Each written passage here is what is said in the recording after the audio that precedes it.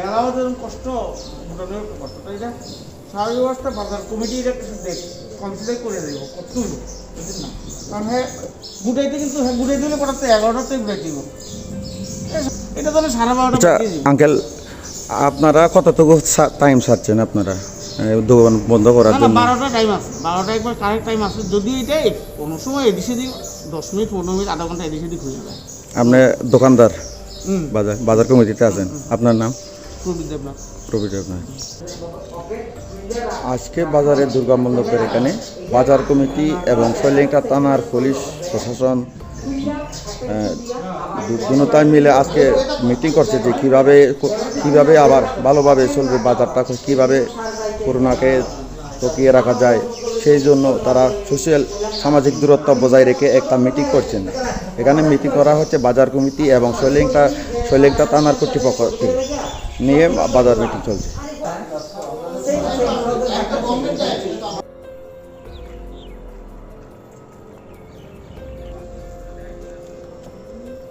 বারোটার সাথে সাথে শৈলেঙ্কা বাজারের মানুষ দোকানপাট বন্ধ করে চলে যাচ্ছে। খুবই সুন্দরভাবে আমরা জাগ্রত। শৈলেঙ্কা বাজারের যে দোকানদারগুলো রয়েছে তাদেরকে কোনো বাধা দেওয়া হয়নি, তারা তাদের নিয়ম অত্যন্ত সুন্দরভাবে পালন করে করোনা বিধি মেনে চলছে। সেই জন্য আমি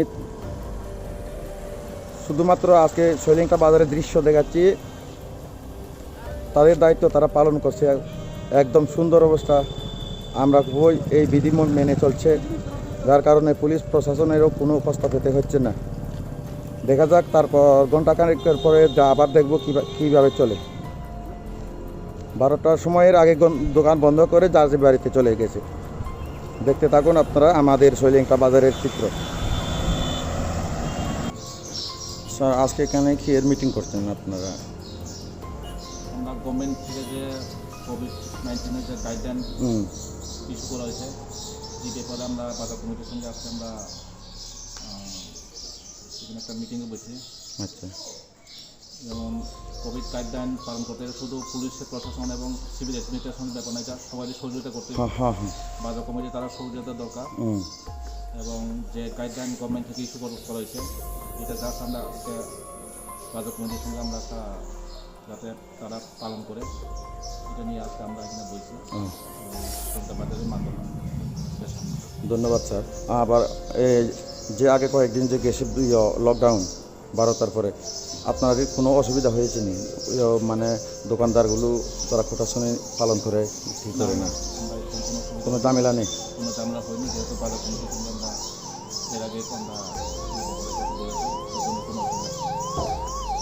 ধন্যবাদ স্যার আপনাকে।